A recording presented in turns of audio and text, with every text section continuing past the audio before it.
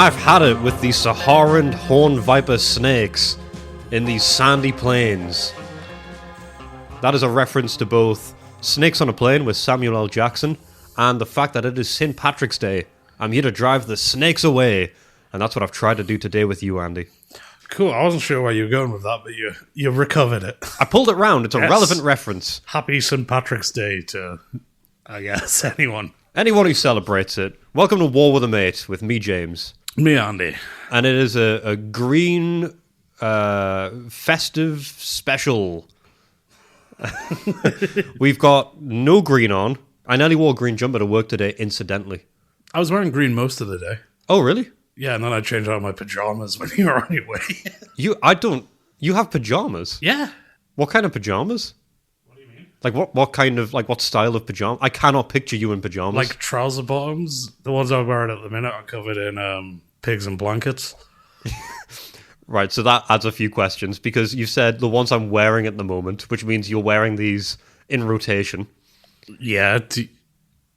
Clean them and then wear the others. I have multiple. But it feels like at the moment, I think what you're doing is wearing them, washing them, and just keeping the same ones, and you'll go to other ones later in the year. No, they're on a cycle. They get washed, put in the drawers, and then moved through. And when you say they're covered in pigs and blankets, have you eaten pigs and blankets today, or is it a design? No, they're just a fun, festive design. Cool. Yeah, that's what I was thinking. These are Christmas pajamas. Yeah, I only get pajamas at Christmas. That doesn't mean they have to be Christmas themed. I get lots of presents at Christmas. They're not all Christmas themed. Well, it's just a thing. It's one of the things in my stocking is I get pajamas. I don't buy them. I just get one set a year at Christmas. How do they fit pajamas and stockings as well? Put them in. That's not a... How big's your stocking? For anyone who is that's not helpful. This is bad podcasting etiquette. You're showing me hand gestures, and that's, like, to be fair, typical stocking size. Yeah. To put pajamas in there, I feel like all you're getting are pajamas. You're not getting any fruit, any Haribo? Pajamas, socks, and a terrace chocolate orange, basically. You're just getting a wardrobe with a hard bottom. Yeah, that's all I need. A wardrobe that people in prison would swing round to attack other prisoners. Yeah. We're missing a Terry's chocolate orange from the pool table. Everyone stop, or you're going in solitary. Well, they're hard. You can't let prisoners be running around with them. Don't tap it, whack it, is the saying that they have. And we have a saying too. Fuck the trucks. I guess, yeah, that is one of them. And today we've actually not fucked the trucks. No, we both had fine truck times. Yeah, what we did today is we've wrapped up Upstage 2 of Turn 4. And we started Upstage 3 of Turn 4. We made good headway, because today we saw out the final glimpses of your movement phase. Yes, I'd moved, but we had fights to do, so we picked them up. Yes. And then got through my movement. Did the truck phase pretty quickly, and then we do organization stuff as homework now, so... So we did some air stuff as well. Yeah, we declared them, but didn't get them. I just had a moment of blind panic there where I thought I'd missed my movement stage, and I realised that this time I went first. There was a psyop is working. My stomach dropped when I thought you moved, and I just didn't do anything. So no, what we did do is we finally addressed the combat that we left last session with, which was not a terrible situation for me, but not a desirable one either. No, I went in on I attacked the Bardia garrison. The Bardia garrison, but you retreat before attacked. I did. I pulled away as soon as those guys came near, the 7th Armoured and the 4th Indian. I pulled back, and I put them into a particularly troublesome position, one that was meant to create a problem for you. I pulled them back, but then moved them one hex to the right, which meant that there was this gulf between this sort of wall I've built. Well, I say wall, a line that I've built alongside the escarpment, hugging it. And now they've moved one out, which means that you can either try and follow and hug the escarpment round, which means you have to punch through that hole in the middle, that zone of control, or you have to zoop. I'm going to use that word from now on. It's looping fast. Yeah, zoop. You have to zoop completely around, which takes you to a really awkward position where you're quite far out and the tracks are quite sparse. Yeah, it also means I could only attack each of them because they were like formed a bit of a wall now. I could only attack each of them with one thing, or because of the way the zones of control were overlapped. If I tried to do a 2-on-1 with either, it would pull the other one in. Yes. So, yeah. It was a nice little position. I only realised that as well when you attacked. I'll admit, this was not a plan I had preconceived. This was complete happenstance. But I'm really happy it happened. Yeah, take advantage of it. I'll take advantage of you. I'm sorry, that sounded a lot more aggressive than it was meant to. Yeah, it did.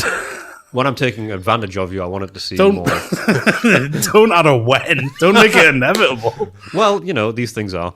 We're entwined. Fate has brought us together. Yes. And Fate is, I guess, Richard Berg in this situation. The designer of the game, the creator, our overlord. All hail. All hail. What a guy. He's given us... Let's not use hail. He's given us a lifetime of entertainment. He's given us a lifetime of activity with some entertainment Yeah. laced through it. You know what? Activity's a much better way to describe that.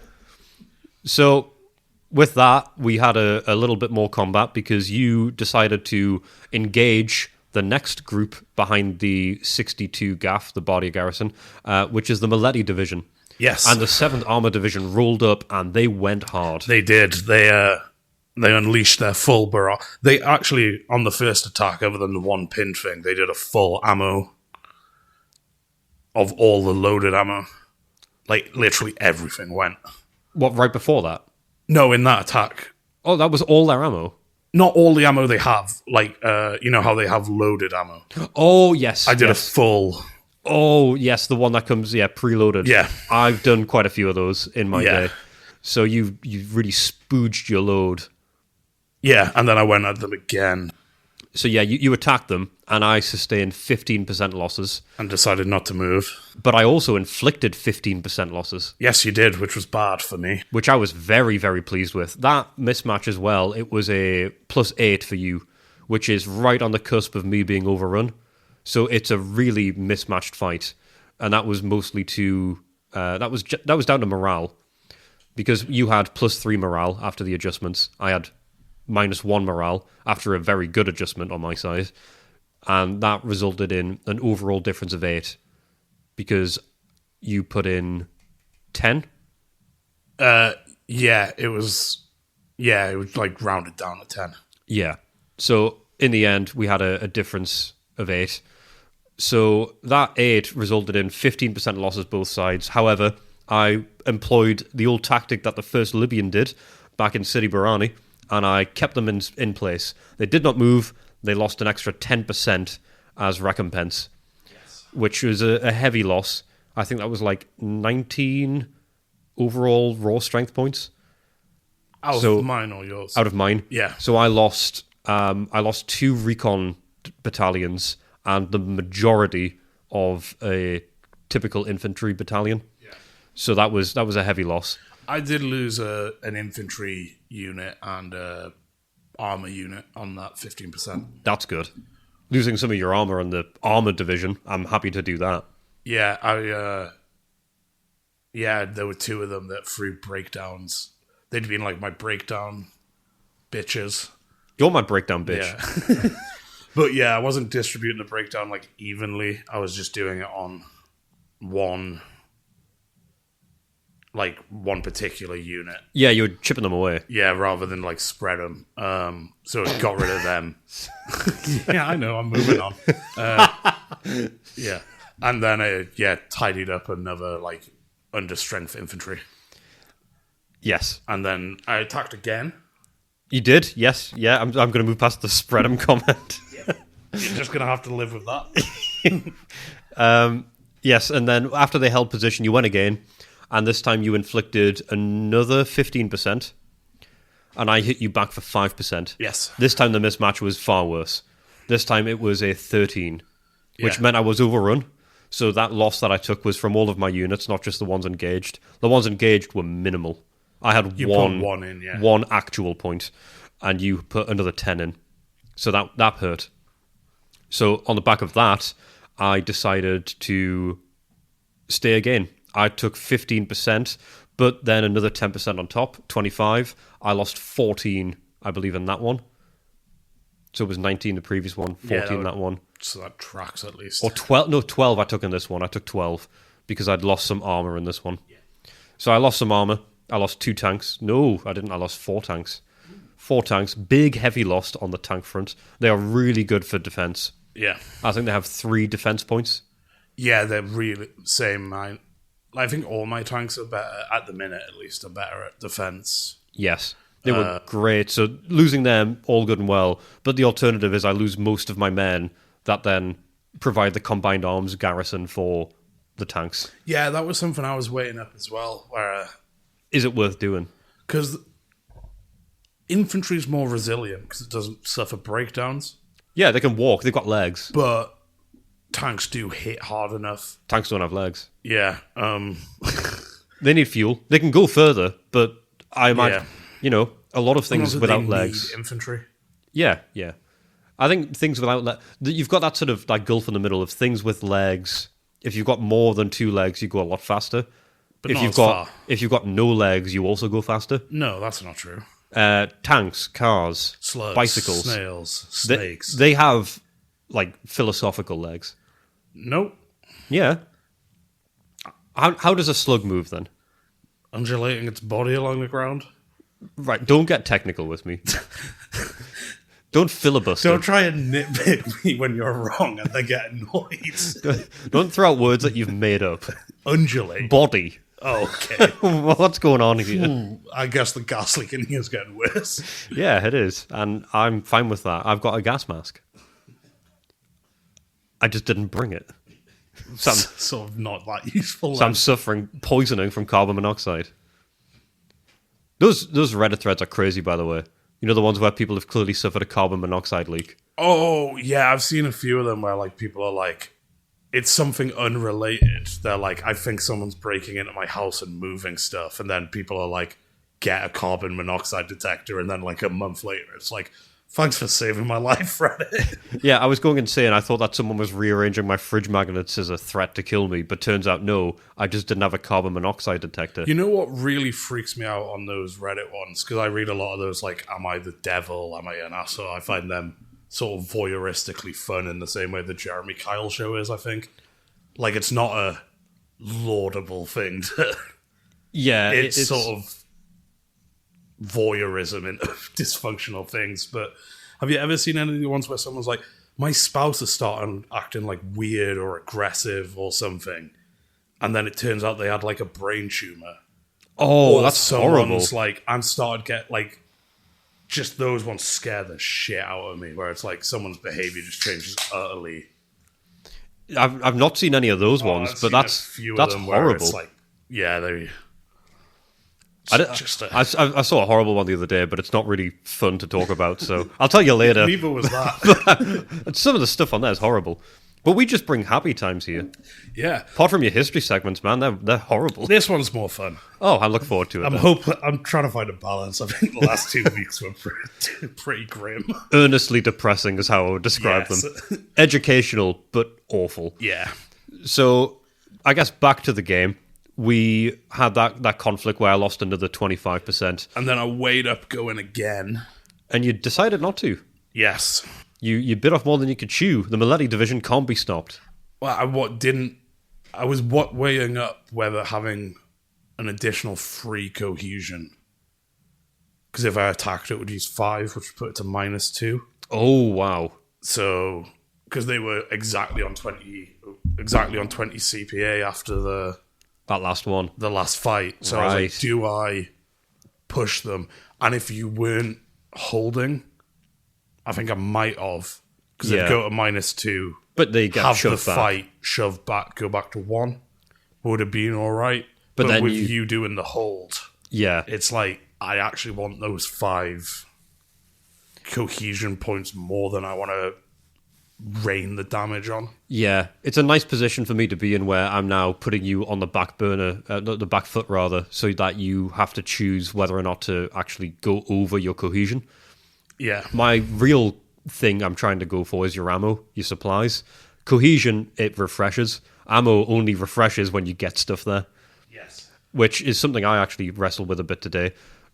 But moving on the from that, next thing, finish up with the 7th, and then I sent the 4th off to Yes. attack your retreated Bardia garrison. which was a bit of a messy one for me.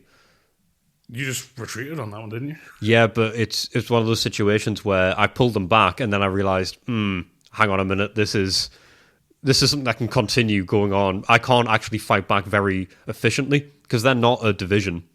No.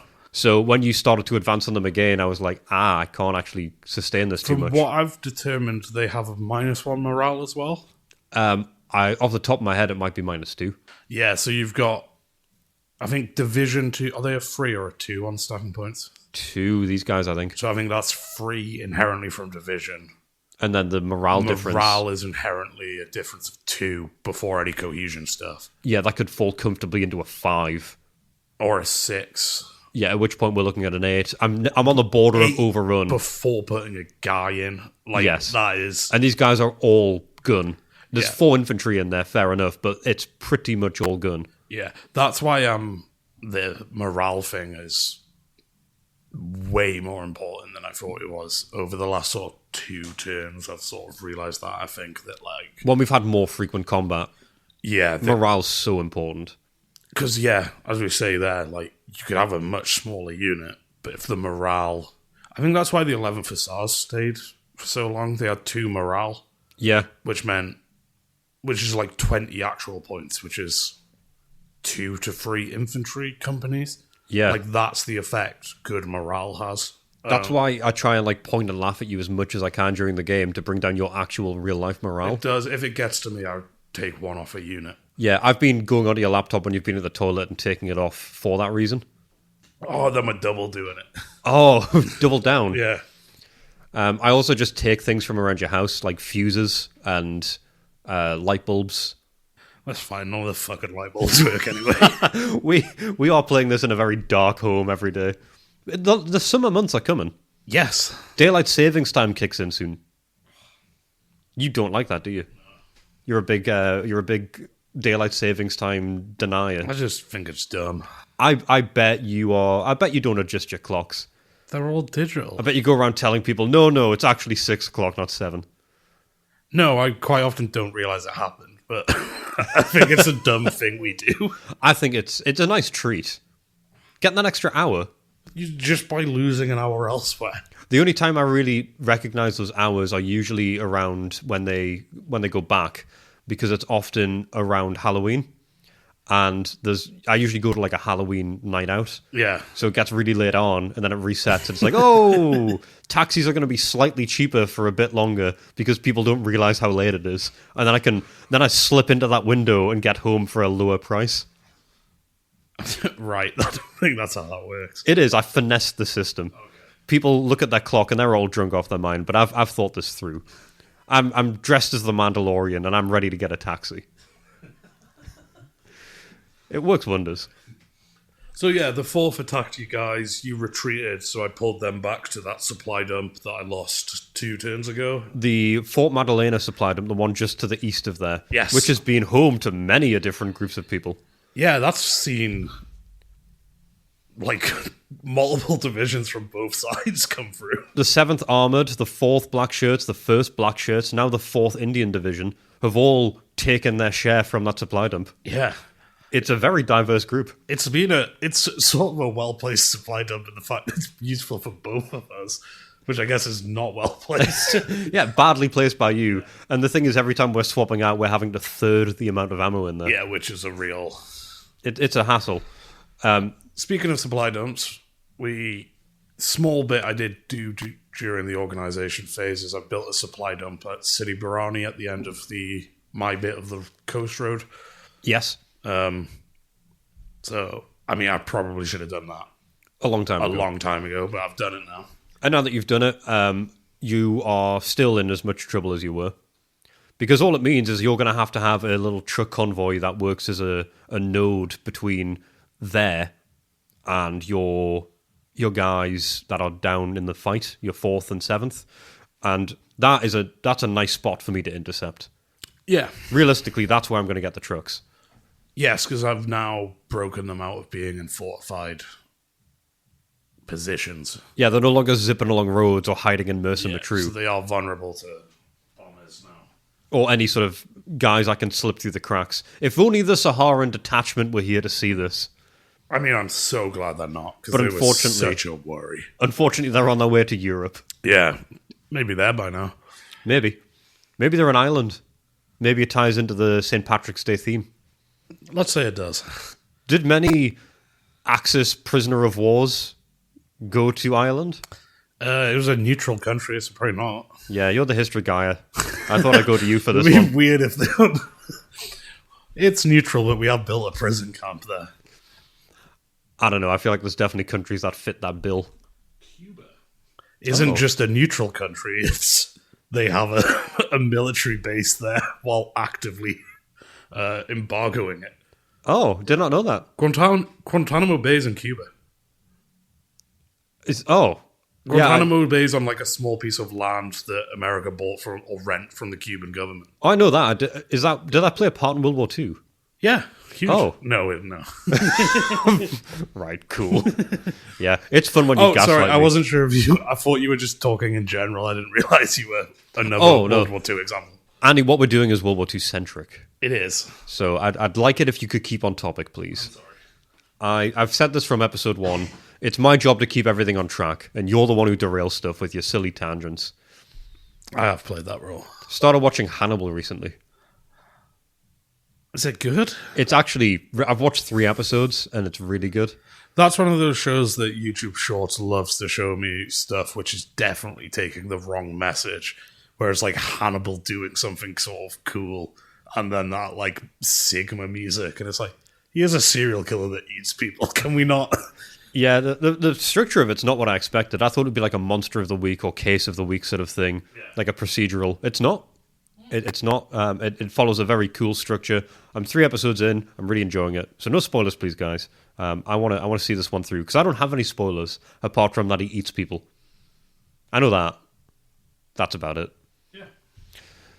So, getting back on topic because Andy keeps on throwing me off God, track this here. has been a this has not been a focused episode. So we then wrapped up that section of the combat. That was it. The movement was done. You went to the supply dump. There we are. And we moved on then to trucks. We did.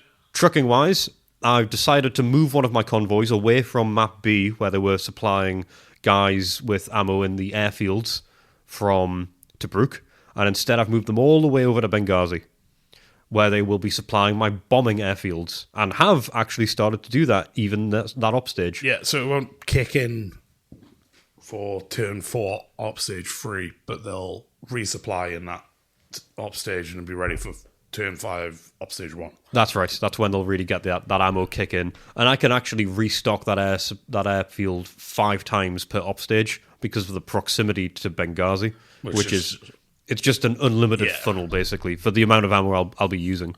So that's incredible. You could also get rid of like a shitload of the trucks and just have like one heavy truck do 5 journeys rather than have 5 trucks assigned. Yeah, if I wanted to stay conservative with the amount of ammo I'm putting in there, I can just reassign them for other stuff. Yeah. Or break them up into, dare I say, small convoys, something I should have done a long time ago in the right way around that area. Yes, because you started with very small convoys. Yeah, and I've really made a mess of the whole situation. Maybe I should have kept small convoys in certain areas. You can't change the past, but what you can do is look forward positively, and that's what I'm doing. And I'm looking forward to what I've done with the rest of my trucks, which is supplying that barricade I've got next to just south of Bardia, that area with the escarpment. They are getting stocked up real nice. I've also made sure that some of the bombers and fighters are supplied around Map B and Madalena.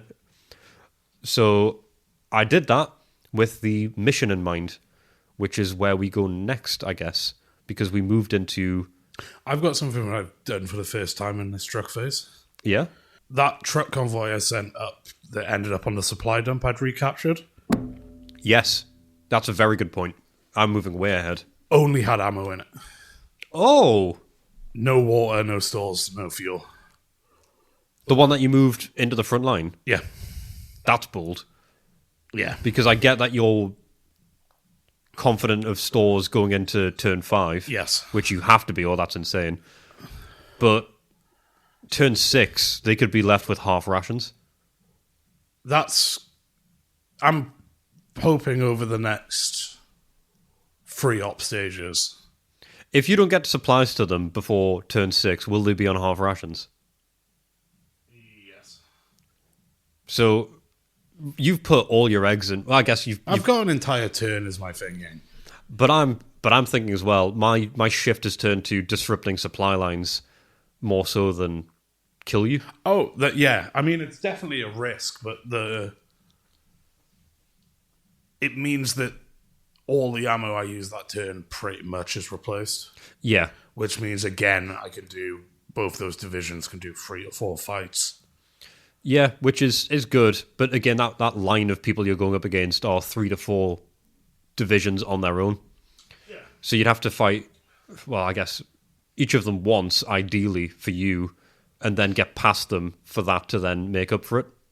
Oh, yeah, it's definitely I've taken a risk here, but I think it was just worth it because of the level of...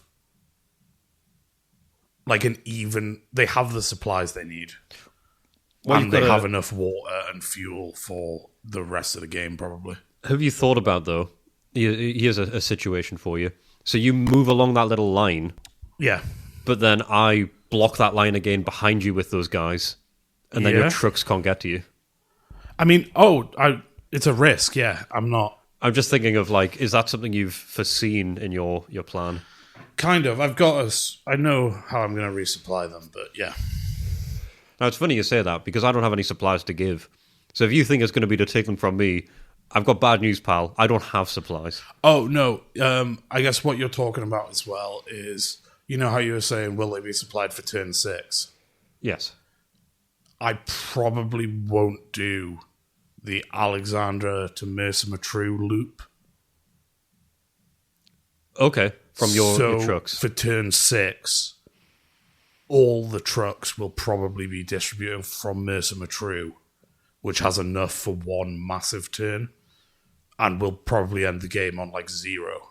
It's more a case of can you get your trucks to your guys? Yeah, at the minute they're within a trucking convoy stage. But if I get my guys behind your guys, like if I get them further east... But then you'd have to zoop around.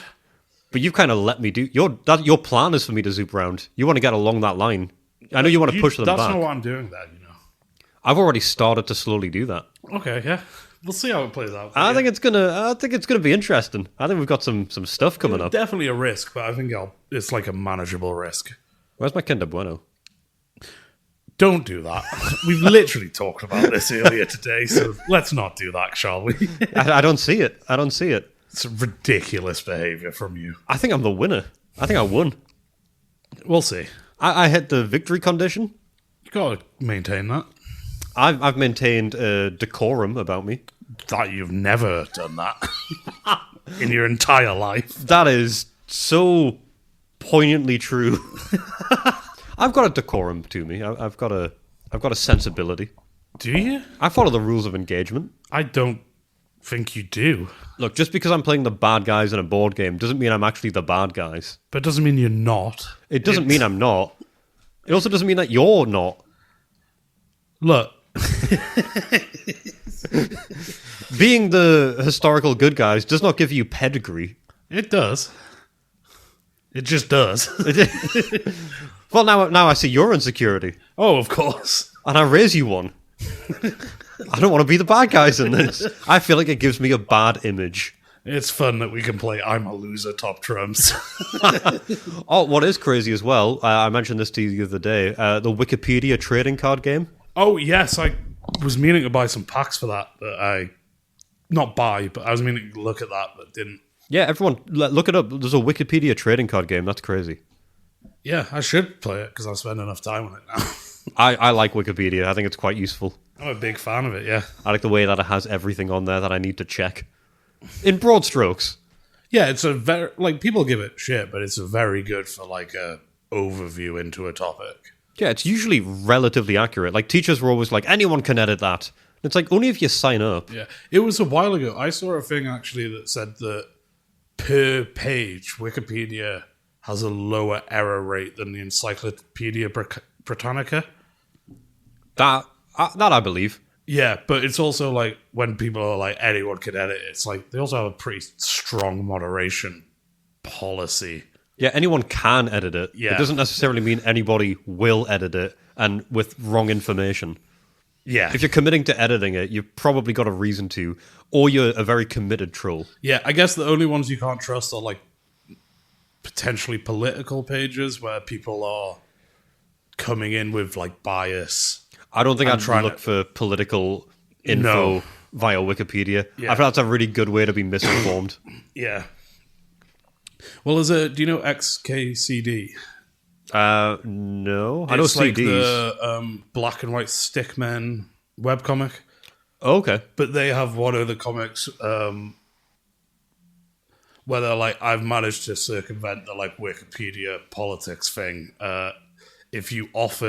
If the page for abortion has an odd number of characters, I'll give this much money to one side.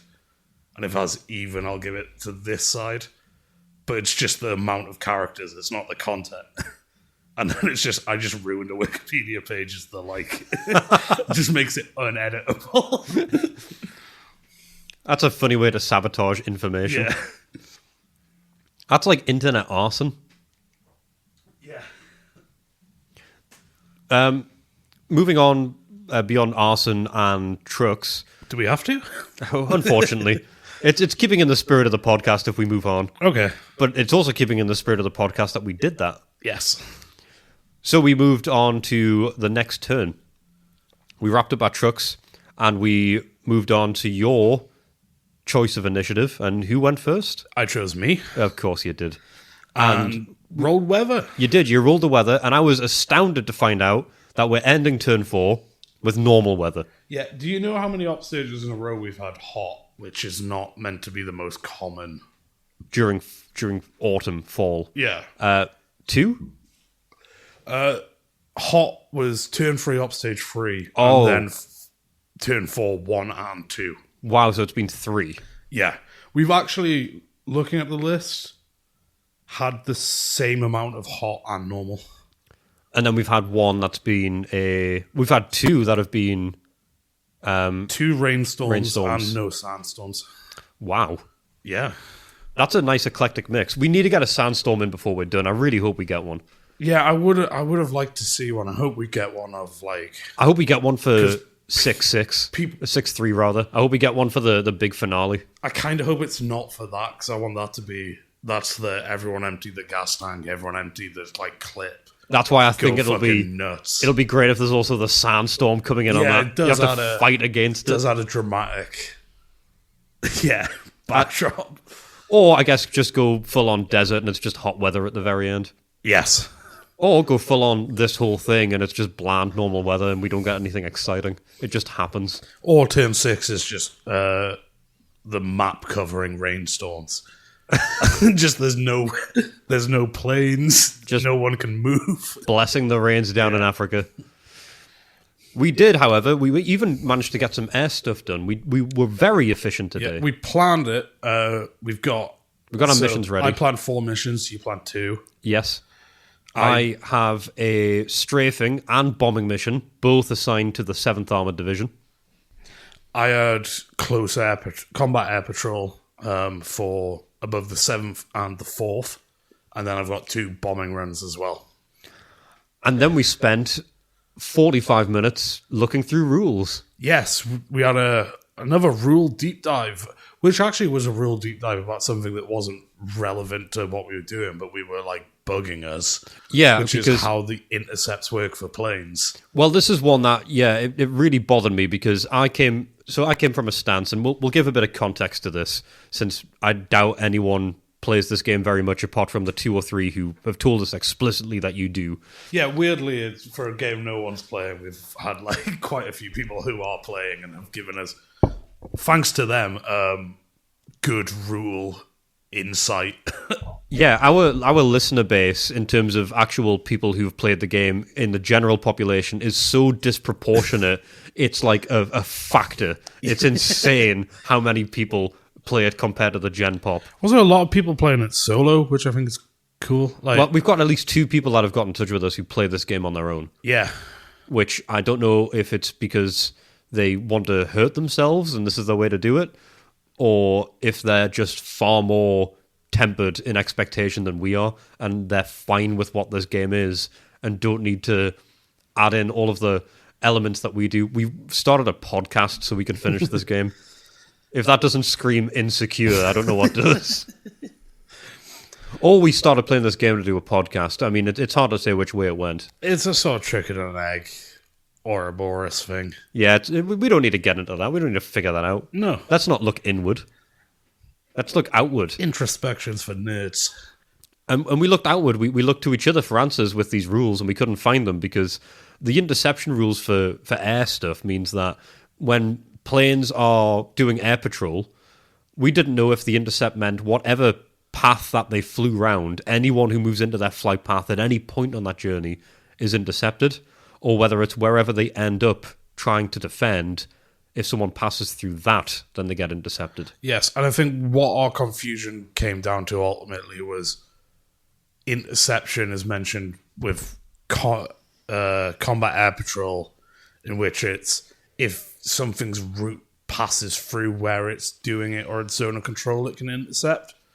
And then there's also interception from scramble, which is where you essentially in the mission declaration phase, you put your unit on standby to scramble, and those ones can intercept on anywhere on the route.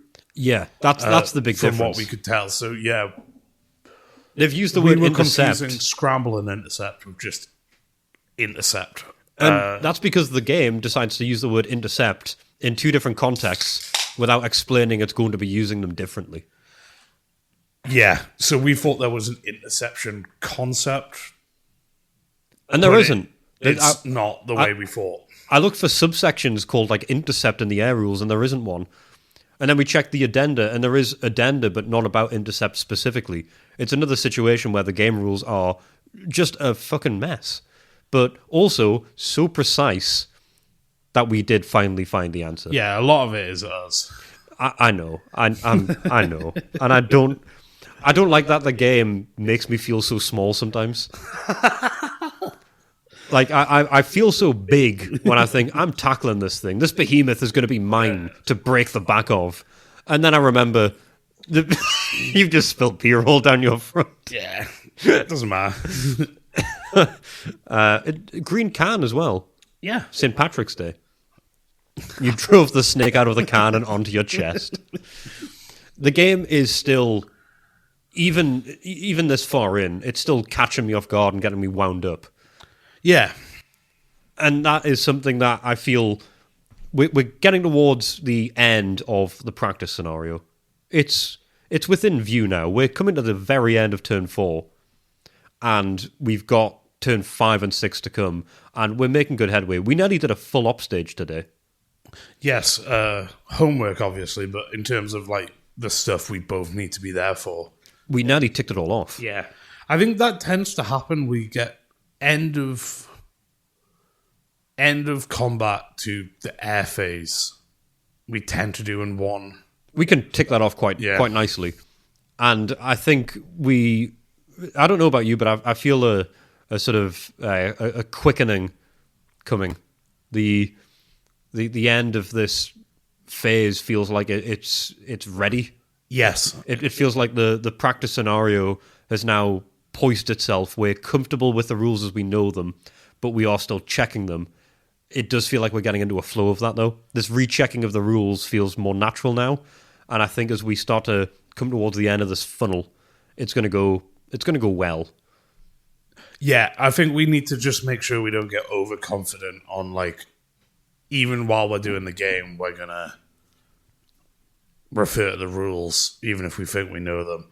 I think we also said every 5 turns we were going to do a little, in the main game, do a little refresh. Which we should. Like, go through, get it in again, because there's definitely stuff we've done wrong. From massively wrong. Start of the practice scenario up to now, there'll be rules we're still not 100% getting right. on. Yeah. And when it comes to the full game, I I fear it and I know it will happen, there's going to be an anxiety that builds in me, which means checking the rules is going to become another arduous task. It's going to sort of reset the board on how I get angry with the game. Yeah. And I'm fine with that. I know it's going to happen. Because it was a resolution I made last year that I'm not going to get angry at the game. I'm allowed to get angry this year. I'm angry a little bit today at the game. Fair enough. Not fully, because yes, I did just misread where the rules were. So it's not on the game in this one instance. But I'm still allowed to be angry at it. Sure. I'm valid with that. Yeah, so acceptable. And that's where we ended with our air missions ready to go. Yeah. My strafing and my bombing and your... So, yeah, you're going to strafe and bomb the 7th. I've intercepted... I've intercepted, was you 26 planes you were sending? 26 bombers are going to be dropping their load on the 7th Armoured. And I'm intercepting them with 23 planes. In particular, my better planes. Yes, they seem scary from the TAC air and maneuverability. Yeah, it's the Blenheim Mark IV fighter version against and my Hurricanes versus my C-309s. Yeah. And I also have some CR-32s, 8 of them, that are going to be strafing the 7th. Right.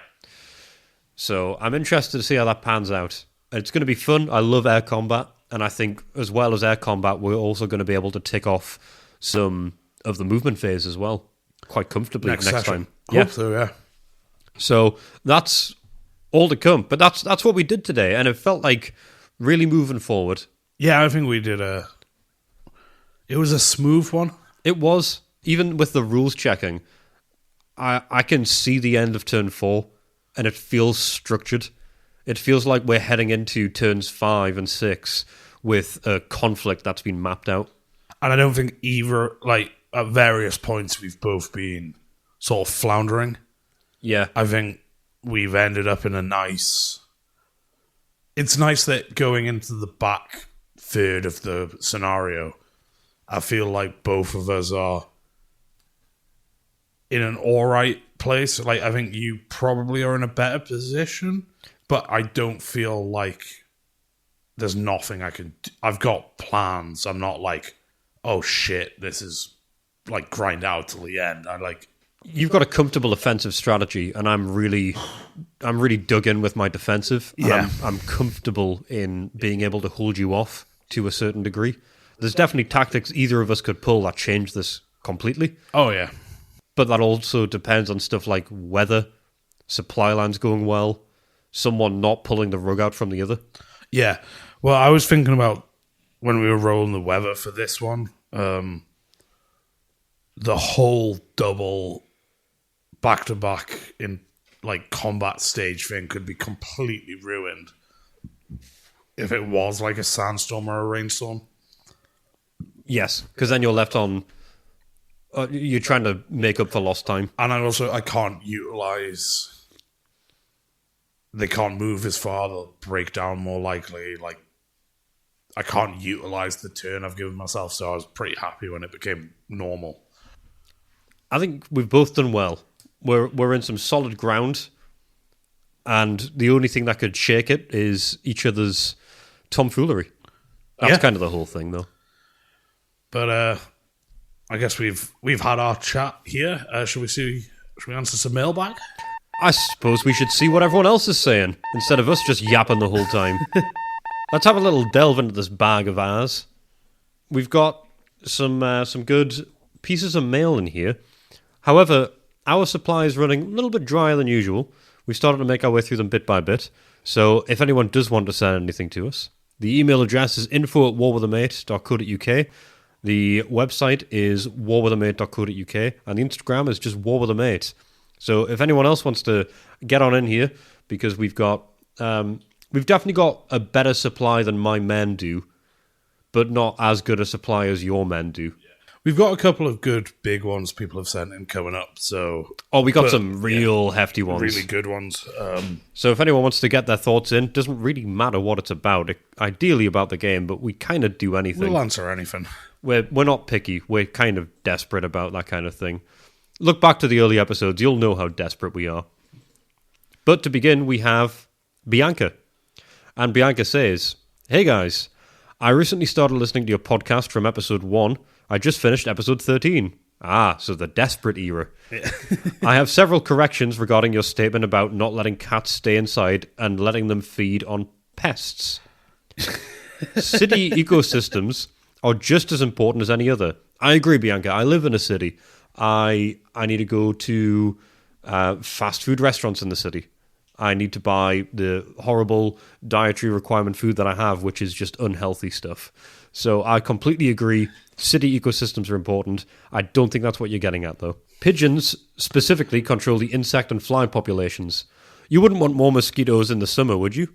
Though I doubt you get them in the UK. Very rainy. Kind regards from Austria, not Australia. Bianca. We do get mosquitoes occasionally, but yeah, not as bad as other places. I don't think I've ever seen a mosquito. Oh, okay. Like in my life. That seems wrong. I don't think I've ever been anywhere where they're prevalent. That cat common ground has been... That's a real controversial one. Yeah, that one's... The kettle one sort of riled people up because it was just rubbish. That cat one, it's really hit a nerve on some people. Well, the kettle one riled me up, and one other person intensely who really went in on you. Yes, that English friend with a potty mouth. Decided to pass on some compliments, which were just the worst things to say. Whereas the cat one, I see it in our YouTube comments. I see it in the like 4 or 5 emails we've had mentioning it. Yeah. So here's one. Yeah, if anyone has any thoughts on a common ground that we've had that's particularly sat with them, whether it's an agreement or disagreement on either side, let us know, because we'd like to know which common ground really sticks in your mind. Maybe you've got a favorite. Maybe you've got a least favorite. Maybe you just really didn't enjoy listening to one. Maybe the kettle one really didn't sit with you well. We've discussed the kettle one. We can move on from kettle. Yeah, we can. I don't have to. This is actually my platform. You should want to. We're allowed to both have equal screen time. Okay. But we'll give screen time more to the mailbag. Who else we got here, Andy? Yes, we got one from Monty. Monty is a mainstay. Yes. In regular Roxy's. emailer. He sent some good stuff, some really good stuff, and he's back in touch. He sent I hope I'm right about this. He sent the POW diary for his family member that was really interesting. Could well be Monty. We'll double check. If not, very sorry. But yeah, Monty. Anyway, good afternoon, lads. Y'all. It's Monty from Texas again. Love I honestly don't have much to add this week, except I finished episode 64. During the common ground, which by the way is a great one, both my parents are English majors, so the topic of what exactly words mean comes up a lot in my house. James's joke about the Garfield Google search to his co-workers absolutely cracked me up. I'm talking literally, not figuratively, literally, tears in my eyes. I was laughing so hard. I'm going through some tough stuff at the moment, but hearing you both talk about the game, and especially just being happy, jolly friends, having a blast together, is a serious highlight of my week and makes my day a bit brighter when I get to listen to you. Thanks so much for continuing to do this and being a joy in the world. Much love, Monty. Thank you very much, Monty. Monty, I'm not having a blast. I hate this game.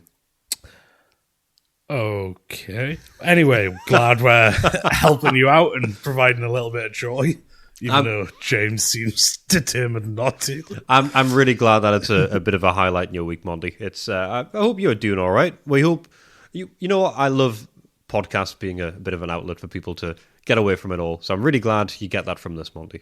Oh, yeah. And when it comes to the Garfield joke, that is hilarious. I agree. That's some of the funniest shit I've ever done. The fact that you sent an email telling me that made me happy. That brightened my day through my hard times, because that is the funniest thing I've ever done. By far and away the best joke. Well, it's a wonderful symbiosis that you doing it has brought someone joy, and them telling you about it has brought you joy. Everyone who doesn't know what that is, go back to episode 64 when I talk about it. It's so good. I'm so funny. Okay. It's so good. But I'll not harp on it too much. It's just a jolly good time. When it comes to your parents being English majors, that's really cool. Yeah. Because they're both English majors. That's definitely how they met. But you'd guess, yeah. Yeah, we know. Yeah, that's the Monty parent love story. It's not part of our law. Yeah, Monty he gets in touch a lot, Yeah. so Monty's part of us, so we are part of his parents. So I feel like I know them at this point. I've got a very clear picture as to who Monty's parents are. Okay. It's just a step beyond accidentally doxing people. No, I want to parasocially absorb Monty's parents into my personal zeitgeist. They're the first creators who are parasocial the other way. We're gonna, Breaking new ground. We're going to start crashing people's birthday parties. They'll casually mention in an episode, mailbag, oh, my birthday was this week. We will find out where you live. We will find your birthday party. We will come and we want cake. Also, if you want to invite us to any weddings, if there's an open bar, I'll probably come. We do weddings, by the way. We do attend We do weddings. weddings. I've attended several weddings in the past. Yeah. And I will do it in the capacity of War with a Mate. I'll show up with like regalia. I'll show up in costume. I'll do anything. I would just love to be invited somewhere. I'll do anything. I just want to be invited. We'll come along. Hire us for events. It's actually free. We just want to be part of something. But weddings aside, I imagine Monty's parents could well be married already, so we might have missed the boat on that one. But thank you for the email, Monty. And for anyone wanting to get in touch, like I say, you've got the details. info@warwithamate.co.uk. Yes. warwithamate.co.uk is the website. We've got a web form on there. It works. And the Instagram is just warwithamate. As well as that, we also have a live show coming up. The first and maybe only War with a Mate live show, depending on how well it it goes. People might detest it. I think we'll enjoy it either way. We'll have a good time.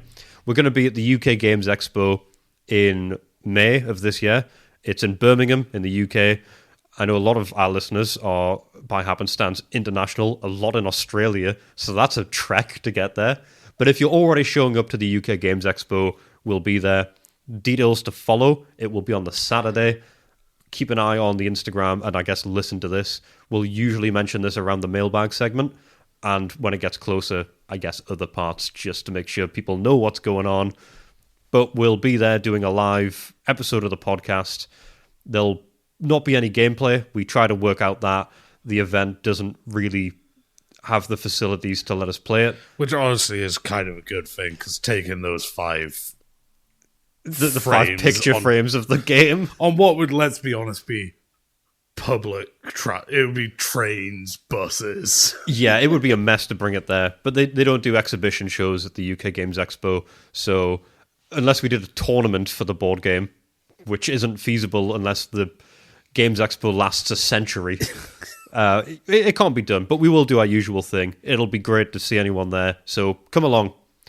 But that is it for the mailbag. That's us wrapped up for now. So with that, we will be moving on to, hopefully, now that we've got rid of the horrors of the Ethiopian assault from Italy, maybe something more lighthearted? Should be. Then let's find out. The men of the long-range desert patrols were quite a sight on their return to Cairo from a month's trip to Libya. The contrast between the east and west of the Nile is very marked. In the east, the country... At this point, I gave little thought to my future, but had always been interested in boats in the sea. I am more or less in the position of a captain in command of a ship, which is on the point of sinking because errors are present. We are absolutely not qualified to share views on history. Into the past, in our future. Yes. Well, I guess it's current time for anyone who's listening. It's the most recent moment in history. If you're listening to me say this right now, it's how linear time works. It is, but we're going back. Oh, where to? When to? When to? All the way back to the 18th century. This is too far. You've done the history segment wrong. Sorry. No, that's far too late, Andy. That's far too far. Okay, well, I'll hit you with the quote and then we'll get into it. Let's hear it. Remember that the son of a king, like the son of a shoemaker, when he is a donkey, is a donkey. Right. I feel like you've lost the essence of what the history segment is. You don't know what this you went is? way too early. What's going on here? I guess you'll find out. But that is a quote from Egidio Ozzo to Victoria Emmanuel III when he took the throne. Okay. Which throne would that be? The throne of Italy. We're talking about the Italian king for this. Right. We didn't have a nice time with Italy last time. No, but it's one of two things we can focus on at the minute. I guess. I don't know, maybe there's some desert stuff we could do? Victoria Emmanuel Fernando Maria Gennaro of the House of Savoy was born on the 11th of November 1869 in Naples while his parents were there on a trip. Hard launch. Yes.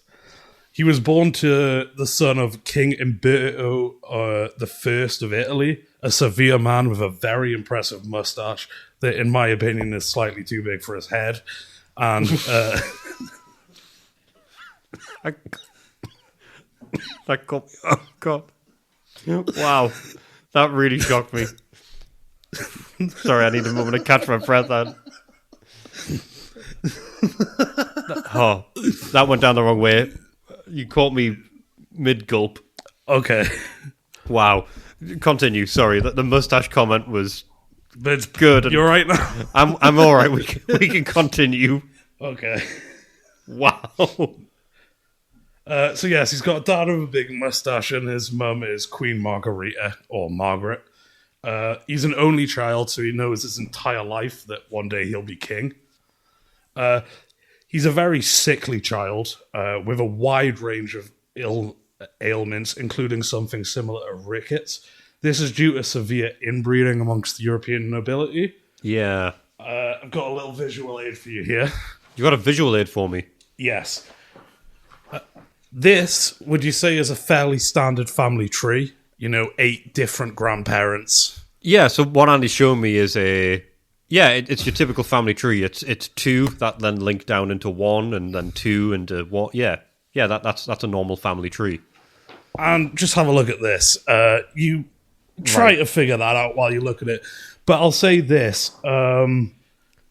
3 of his 4 grandparents were first cousins to each other. Andy, this looks like a map. Yep.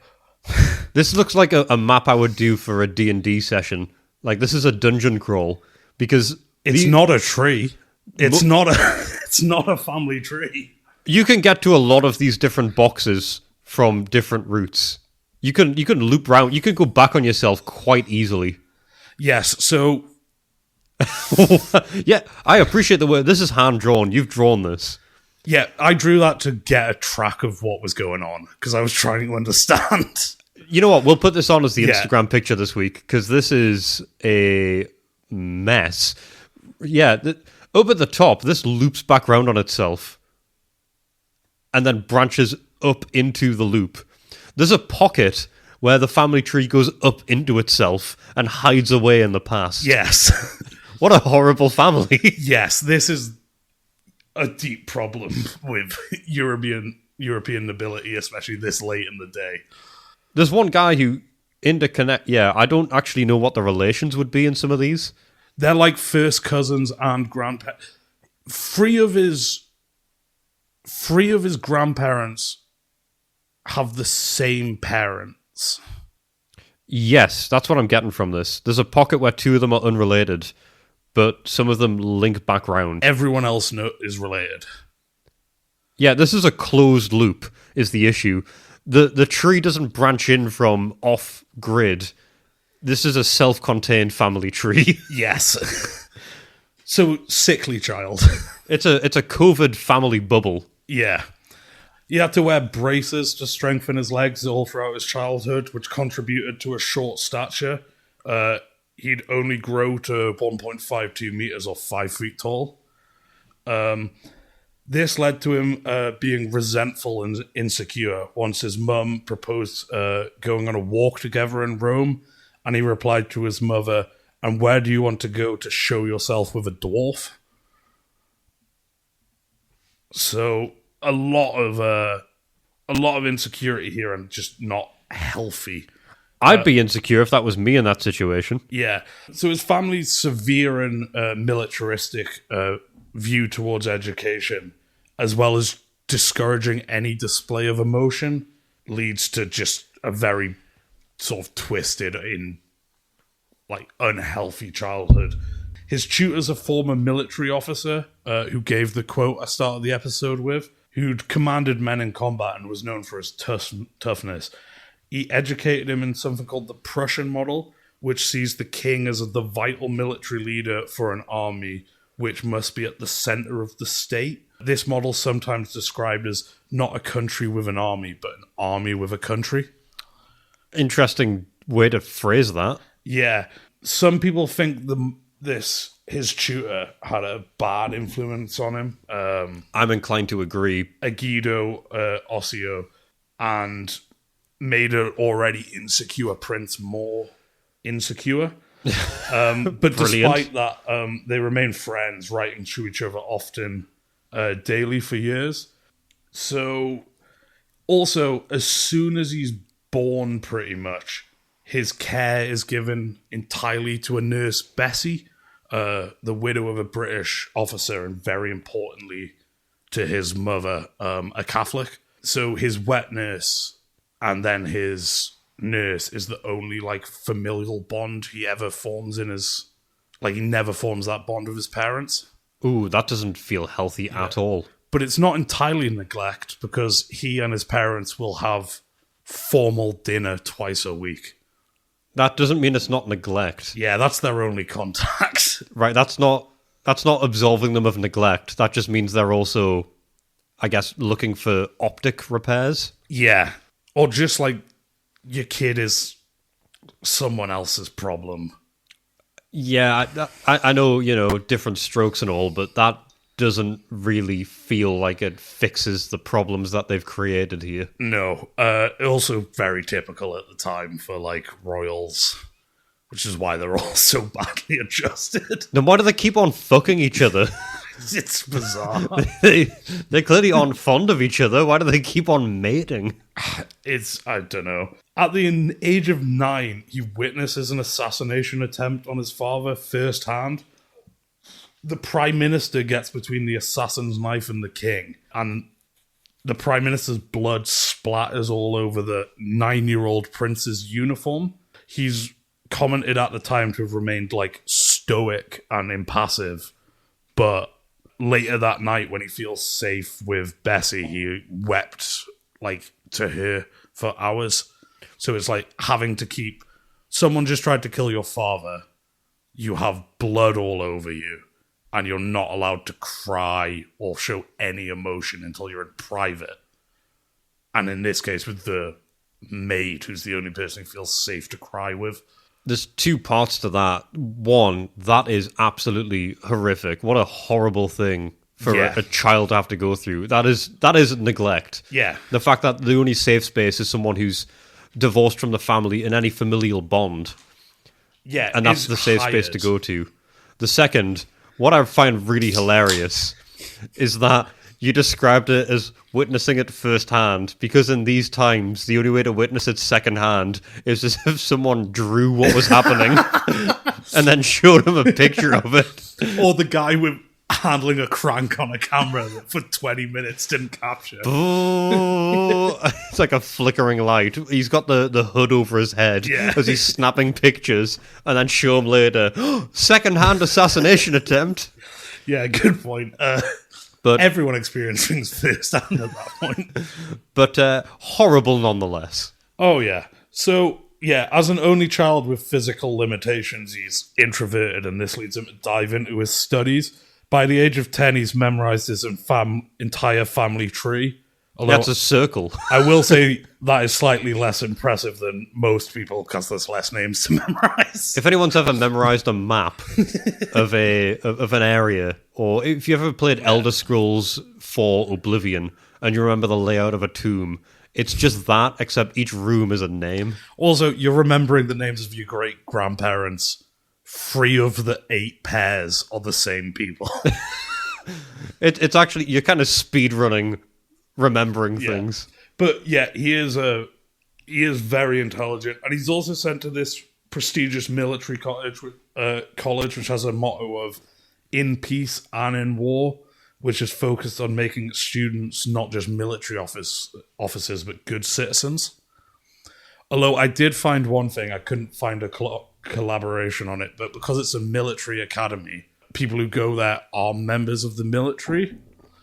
I couldn't confirm this because I only found it from one source, but I did see something that's saying they changed the physical requirements to join the army so he could... They changed the height requirements and the physical standards so he could get in. Talk about privilege. Yeah. They're adjusting the overall requirements to join the military so one guy can get in. Yeah. But he's very smart academically. He's great at history and geography, to the point where he's occasionally consulted by people outside Italy for help on things like treaties, including a couple in South America. So he's royal, but he's not token royal. Yeah. He's actually effective in these roles. He's not getting a title for the sake of a title. He's getting a title because he's good at what he does. Yeah. He's good at what he's interested in and good at. It's just, unfortunately, that isn't the skill set required to be a king, unfortunately. Yes. He's got other interests.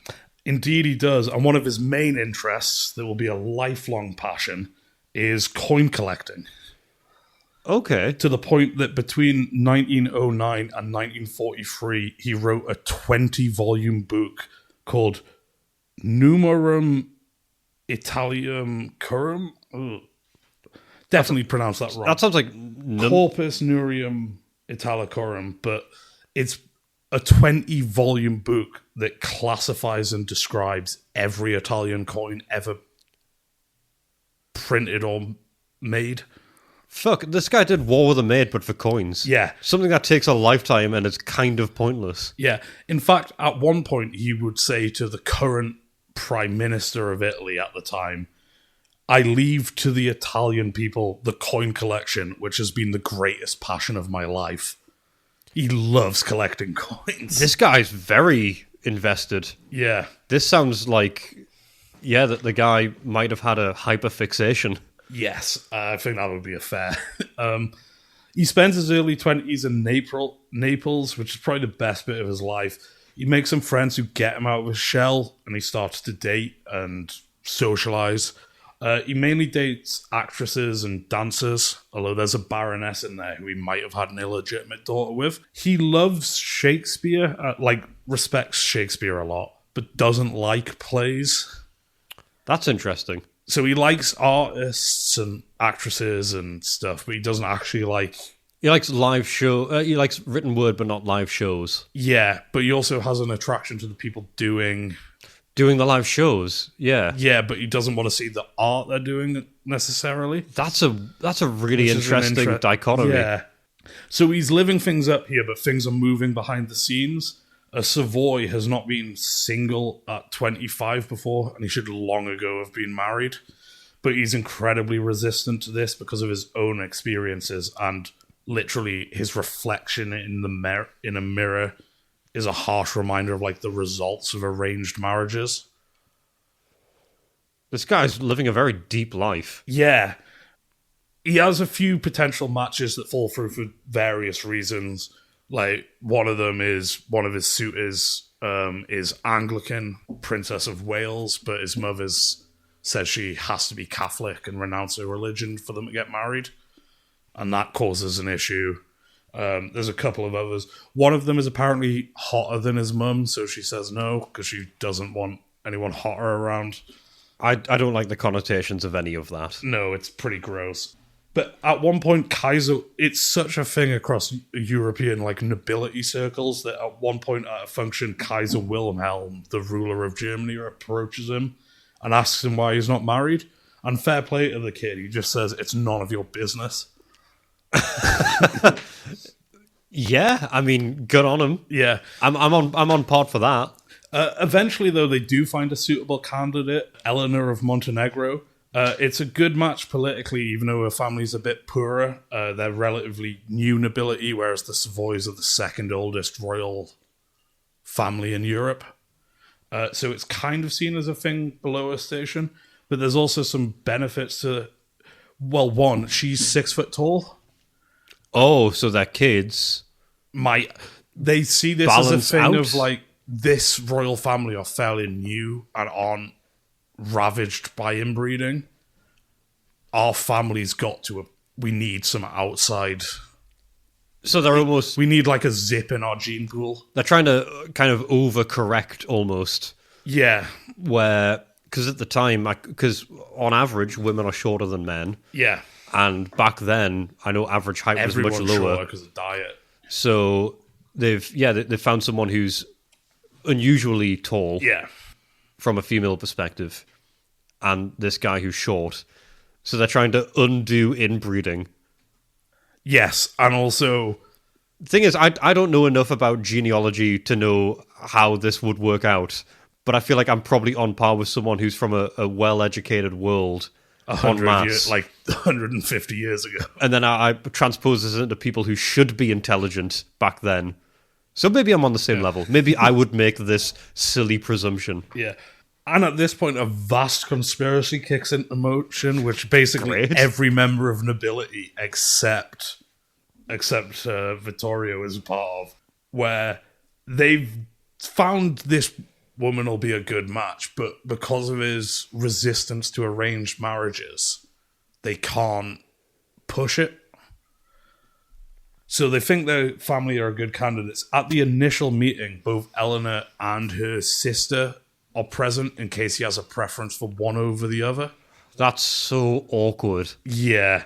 He doesn't know this, though.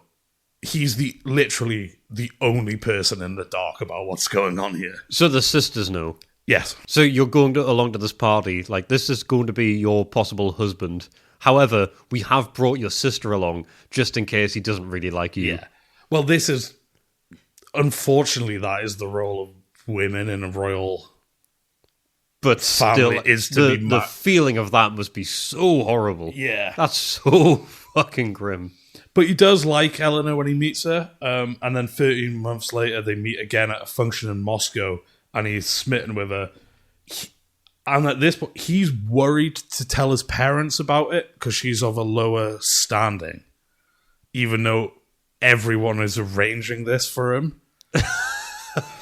And he knows that they're arranging it. No, Oh, he doesn't know any of because it. he's against arranged marriages, because he's like, I'm 5 foot tall, I'm racked by all of these essentially like results of inbreeding. Oh, I right. don't want to have an arranged marriage.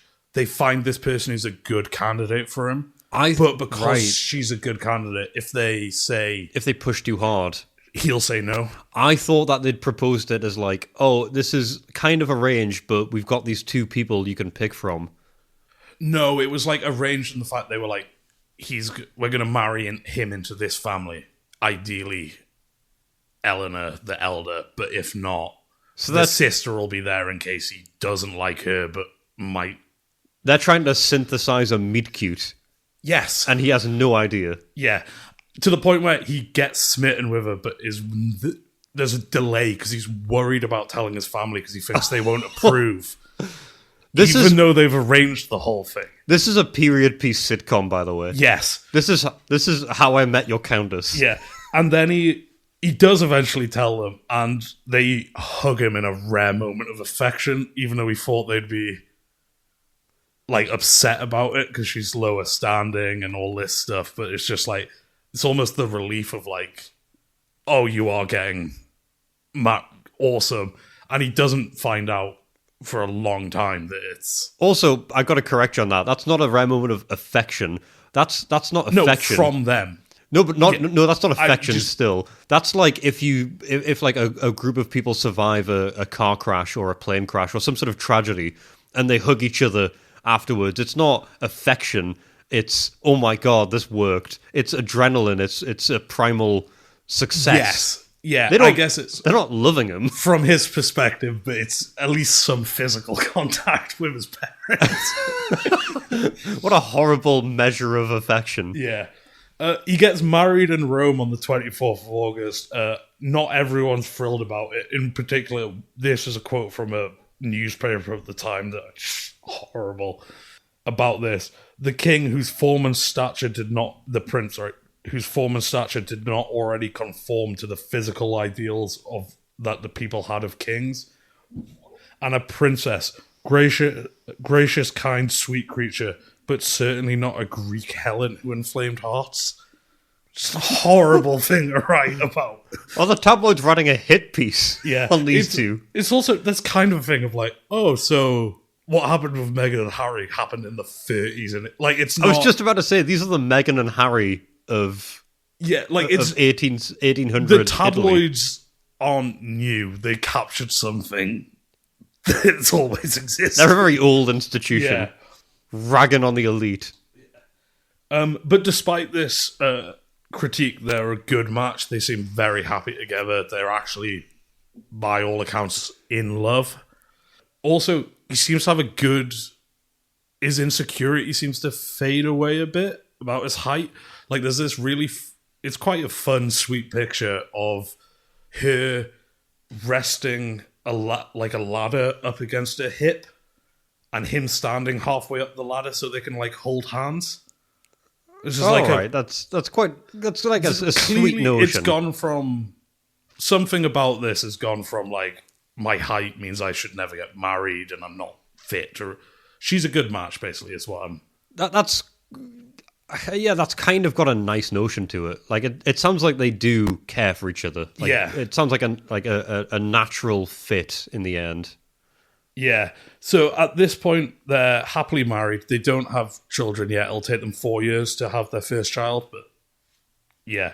And at this point, it's all looking up for him. He's in his mid-30s. His dad is 56 at the time, so he should be king for another couple of decades. He's got some years He's left got some in him. decades to spend with his wife, with limited responsibilities. All he has to do really is have children. Yeah. All that changes on Sunday, 29th of July, 1900, when Umberto I, who already survived 2 assassination attempts, including the one he saw as a child, he's assassinated leaving a gymnastics recital.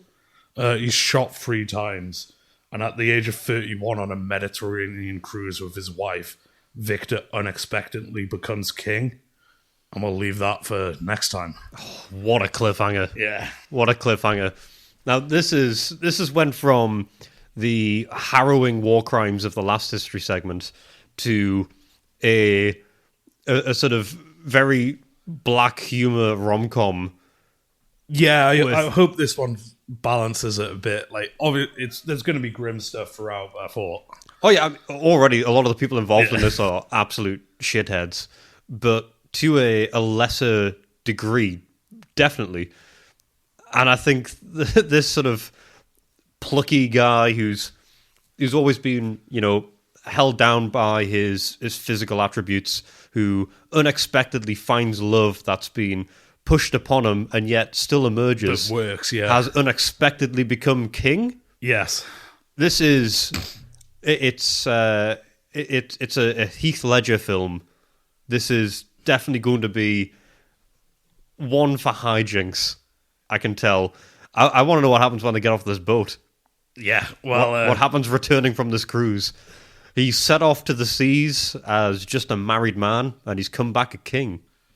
Yeah, I thought this one was really interesting to research, because he's quite an interesting figure, because, not to give too much away, but he seems like a decent guy, smart. Seems like if he'd been born to anything else but becoming a king, like he would have just been probably led a fairly happy life doing coins, but he has to be king. He would have lived a subtle and humble life, but now he's going to have to become brave. Oh yeah, but we'll get into the rest of the. I look forward to finding Emmanuel III. I want to find out what happens to Victor. Yeah. Maybe he'll become the victor of his own destiny. Well, with history coming to an end, we are instead trapped now in the mortal coil of the current day, the present life that we have, playing the campaign for North Africa for the rest of our lives. And it's brought good times, it's brought bad times. The good times being the enjoyment we have, playing the game on occasion, and the podcast, hearing from people, the fun history segments, the horrible history segments. The bad being competing with each other, going at each other's throats, Destroying a friendship that we've built over the better part of a decade. And all for what? We've got to patch it up each week. We can't let the rift grow. We can't look at it too closely. Instead, we need to become friends, and that's why we have common ground. And now for something nicer. A little oasis in the war. It's time for some common ground. I'm trying the intro for common ground. I'm recording it. Maybe.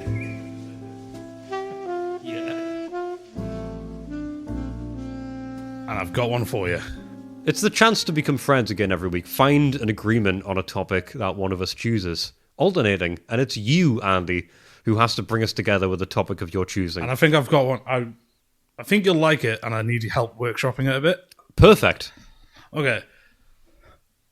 I think we should create the mint of low-value, useful items that are responsible for distributing them into circulation, and people stop buying them. Okay. This is probably going to require a hostile takeover of the BIC Corporation, because the things I'm thinking of are pens and lighters. Okay. But, like, things that are just useful to have out that are also, like you give someone a lighter on a night out, it's too sort of, like, low stakes to go and get back. Yeah, you can't ask for that. Yeah, kind of the same with a pen. If you leave too long a window, you're, like, the weird one for asking for it back.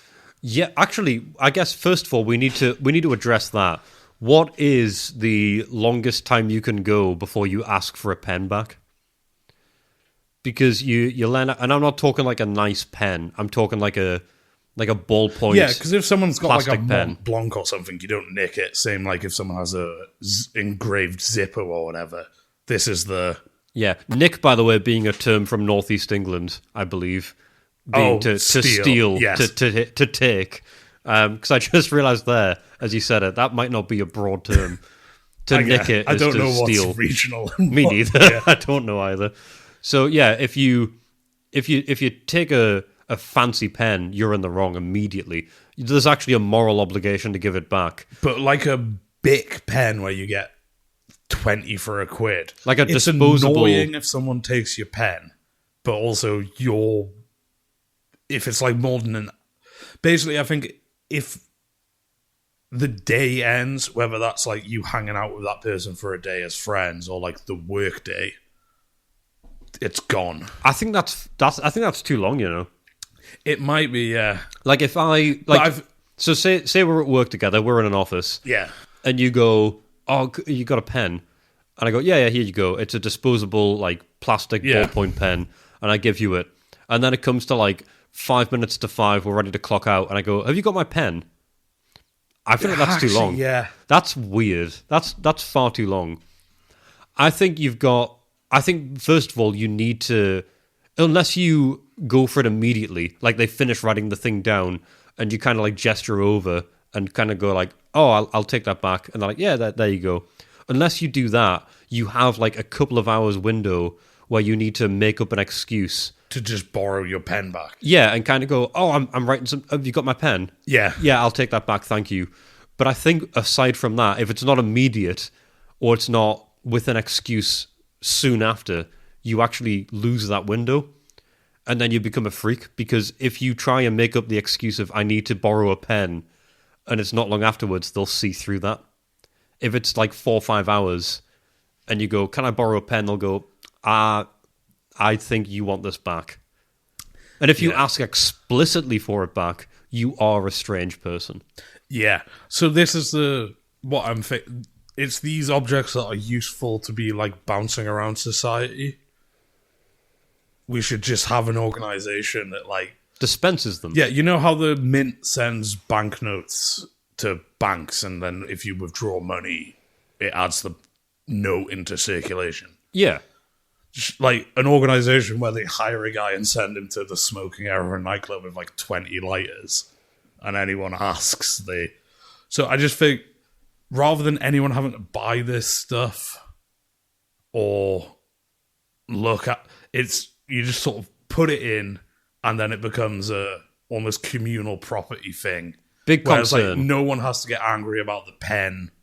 It's just such a low stakes thing And also, no one has to be the guy who goes and buys 100 pens in a pack and ends up with like 10 of them left. Big concern though. I'm just thinking of the sort of you mentioned like you're on a night out and you want a lighter. I'm not sure, that might not be the best distribution method, but yeah, go on. But if that is the situation, who is paying for this? Because the money has to come from somewhere. We're manufacturing something that is, albeit very cheap to make, I imagine, but we still need to foot the cost somehow. Oh yeah, I think because it's actually very low. I mean, you've got to pay for it, but you're not talking billions. No. Or, like, I reckon if you were bulk buying, £500,000 could get a year's worth of pens. Quid being another regional dialect of pound. £500,000 sterling could get all the disposable pens and lighters the entire country needs for a year. Yes. Which is fairly... And also, one of the things I was saying to help you out with this, I thought lighters and pens immediately. Do you have any other objects do you think fall in this category where it's like, it's just useful to have around, but it's not, no one wants to be the one buying it? I do, but before I get to my objects, I'll get to my objection just quickly, because this is an important thing to cover. Because you mentioned these things at cost are cheap. They're basically free. Yeah, very, very cheap to manufacture en masse. Yeah. But you mentioned having a guy at a nightclub or dispensing them in some way. There's a guy there. Yeah. You've got a person and they are at a venue or they're in an office or they're on the street, depending on what the item is. They're ready to hand them off. And in a shop, maybe, if it's like a day-to-day item, fair enough. But I want to take the example that you gave because it's an important one. It's out of the ordinary. It's out of working hours. It's the extracurricular moment of I'm on a night out. I'm having a cigarette in a smoking area. I would like a lighter, albeit a dying thing because vapes, e-cigarettes, massive now.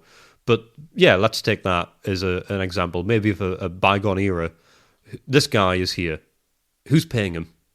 Because that cost is massively expanding the cost in this situation. Yeah, I guess it would be kind of like a mint employee, but maybe... But they have to get paid money. Yeah, that might not be the best way of doing it. I'm now also... It's unsociable hours. It's maybe if at nightclub, 2-3 hours at a time, this guy's getting £100 a night. You know people who like club promote?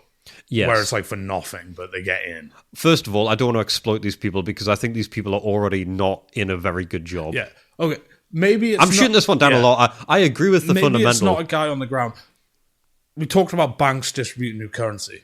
Yes. You know when you go to the bank and they've got the pen on the chain? Yes. You just take the pen and then they put a pen there for the next customer. That kind of thing. Where maybe anywhere where IKEA with the pencils you know what, and pens. You mentioned something there on the chain. Yeah. Maybe we just have things built in. Okay, so instead of distributing the lighters, you just put a thing on the wall. Have like an insert, like a smoking area. We'll keep with the smoking area aesthetic.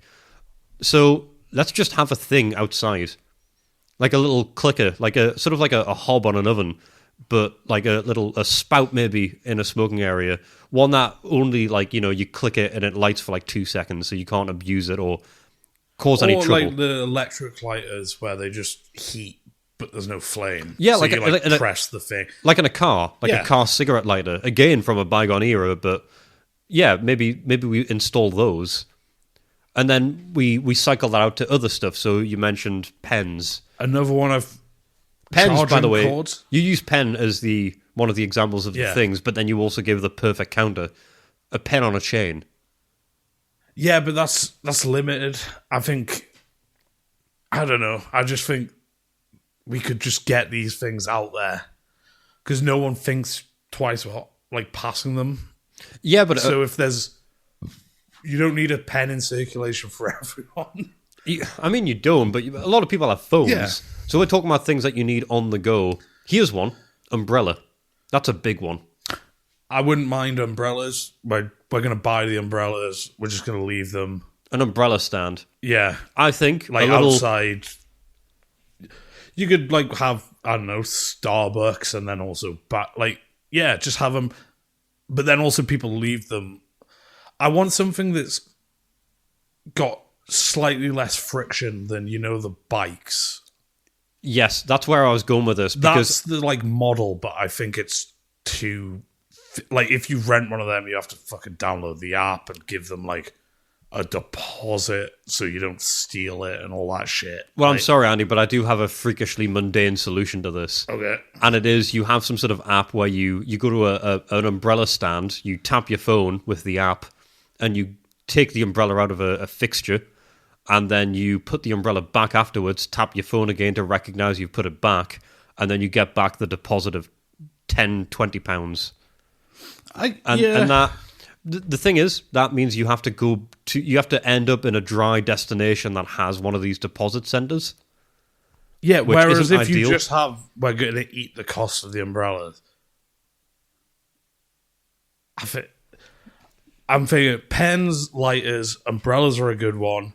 Charging cables. Charging cables are a huge one. Yeah. I always have one on me. I always, in the office now, I'm known for two things. It's eating sausage rolls and having wires on me at all times of any kind.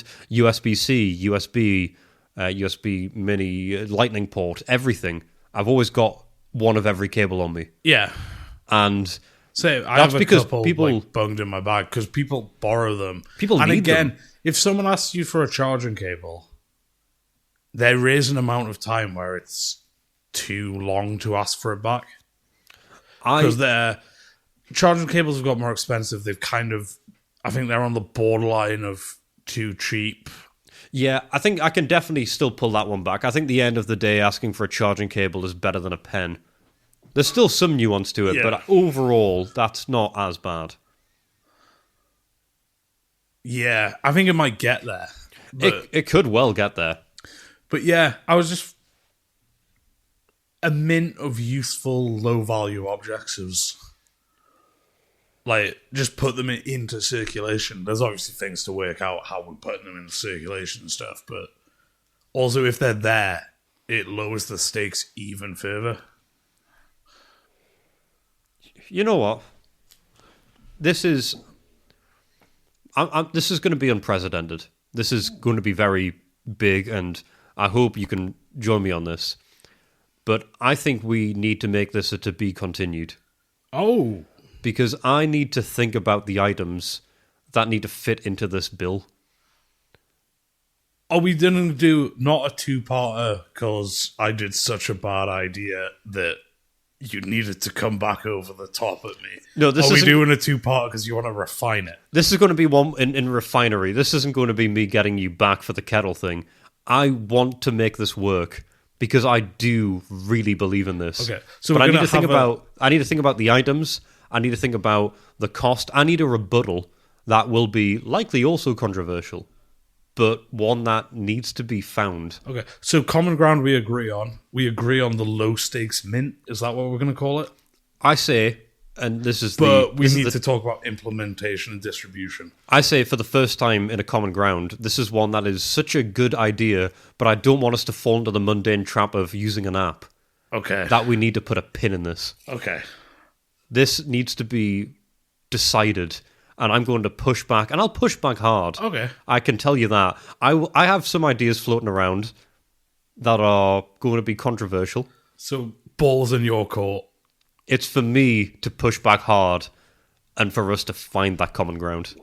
Okay. So, the common ground at the minute is it's worth looking at. It's worth looking at. Okay. And next week, we will look at it again. Okay. And you're promising next week? Next week. Okay. No gap in between. Next week will be the follow-up to this. And if anyone else would like to jump in on this, I think if anyone gets in touch with us about this specifically before we record, this episode will release on Friday. We'll record probably on Tuesday or Wednesday. Yes. So small gap. But if you've got emails for the low stake mint common ground, it's the they weekend. won't be in the mail segment. We'll address them in a in the common ground. Yeah. The common ground is where you will get your answers. So if you've got one, fire it over. Yeah, let's workshop this idea as a group. Yes, let's do this collective. This is it. This is the big common ground. Yeah. Let's make this a common ground The email address, if you're firing it over, is info@warwiththemate.co.uk, website warwiththemate.co.uk, Instagram warwiththemate. If you have a way to help fix this, this is your appeal. This is like the Simpsons episode where they decide who shot Mr. Burns. This is a cultural landmark. This is Boaty McBoatface. This is Boaty McBoatface. This is the moment for you to have your voice heard. Send something in. Let us know. Your time is limited. Our time is infinite. Fucking wish. But regardless of how finite or infinite time is, we'll be talking to you next time, because I've been James. I've been Andy. Stay subtle, humble, and brave. In the deserts of your mind. Thanks for listening. Good night.